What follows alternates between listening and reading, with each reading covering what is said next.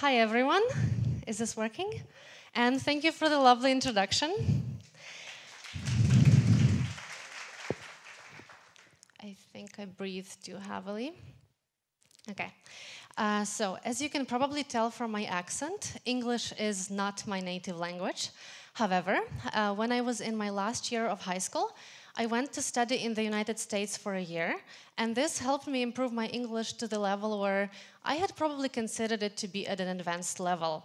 But when you learn a language as an adult, you know there's a certain point to which you can take it, after which you hit a point of sort of diminishing returns, where you put in a lot of work but get very little benefit out of it. So at a certain point, I simply stopped actively improving my English.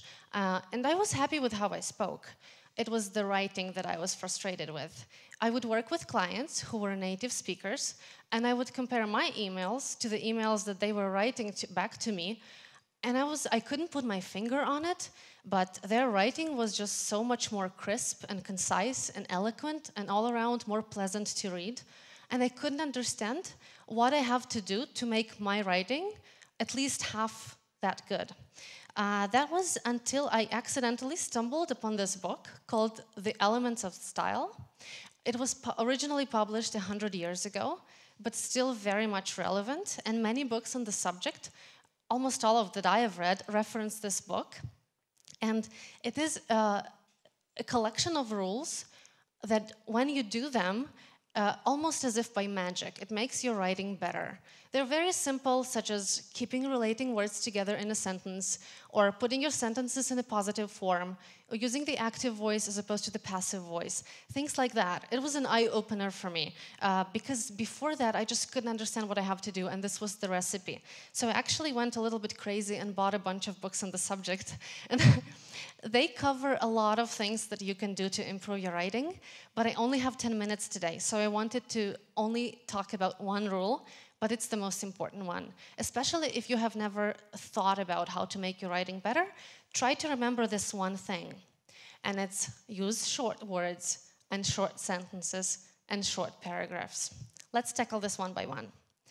What does it mean to use short words?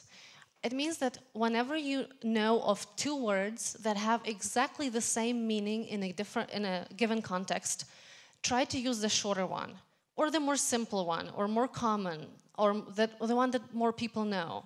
So instead of utilize, maybe use. And instead of currently, now. And instead of initiate, maybe you say start. And instead of finalize, finish.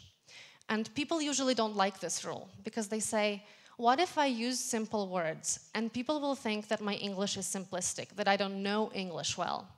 And whenever that thought crosses my mind, and whenever I think that I will impress someone by using a sophisticated and a long word, I try to remember William Shakespeare, whose one of the most famous sentences that survived centuries is, "To be or not to be, that is the question."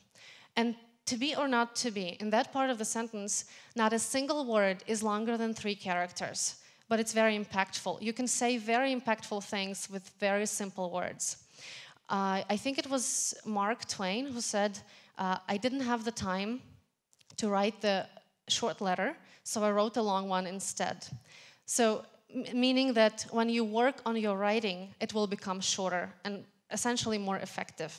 So whenever I try to impress somebody with my vocabulary, I just remember that Shakespeare himself did not shy away from simple words, and you can say a lot.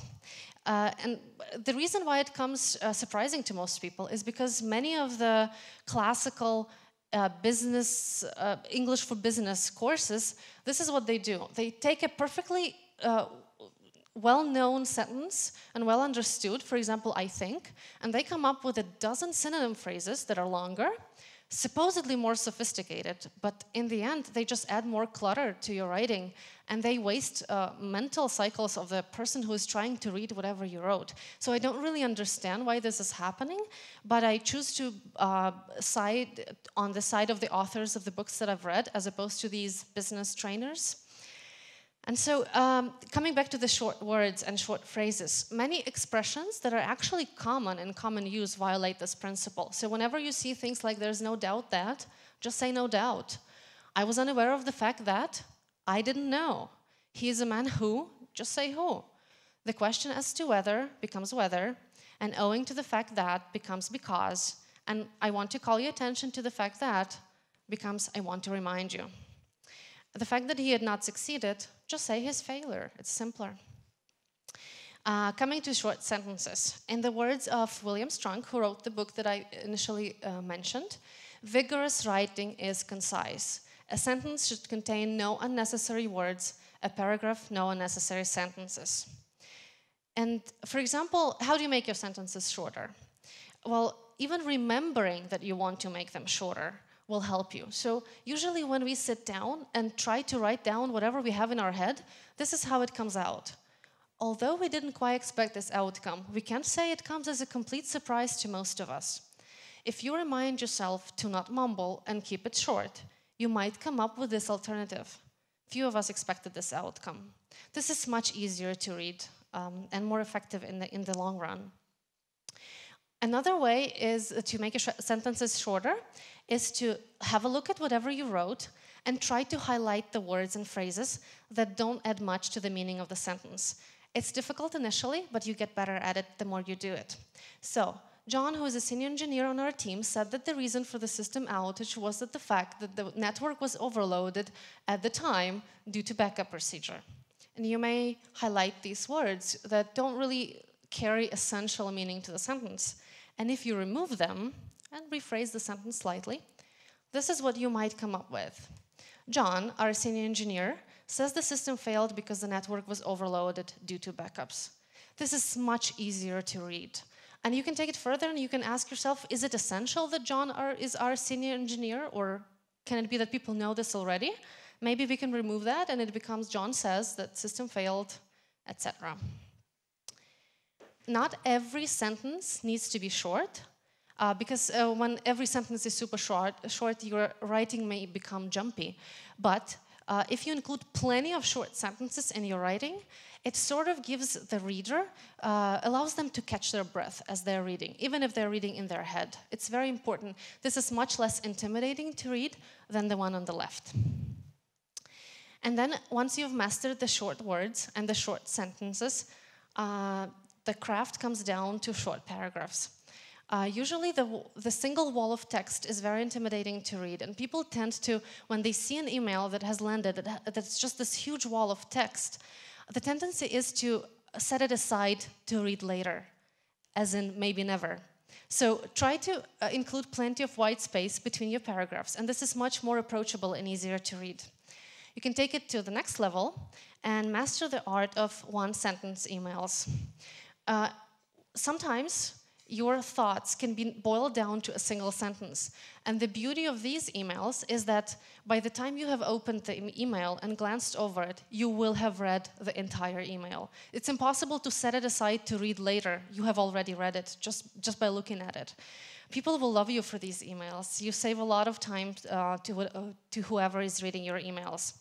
Sometimes, it's a matter of style, but sometimes I include the entire email in the subject line of an email. This works especially good for the emails that are just FYI, no reply needed, a quick piece of information. So I would end them with this acronym called EOM, which means end of message. This means whenever the recipient is reading this, they see an EOM and they know that there's nothing else in the body of the email. There's not even a need to open it. You can immediately archive it, delete it, whatever. This is, again, a matter of style. So, this is a short summary for short words and short sentences and short paragraphs. There's a bunch more that you can do to make your writing better, but that's all the time that I had. So, but I hope that I've sparked some of the curiosity in some of you in the audience that maybe have not thought about this before. And if I have, these are my favorite books on the subject. And I actually have them all in paper. And if anybody wants to loan a book, I can. But you will have to wait for Bohdan to give 2 of them back to me. Thank you and enjoy the rest of the conference. Woohoo! Thanks, Ira. It's for you. Hope you haven't bought it. Thank you.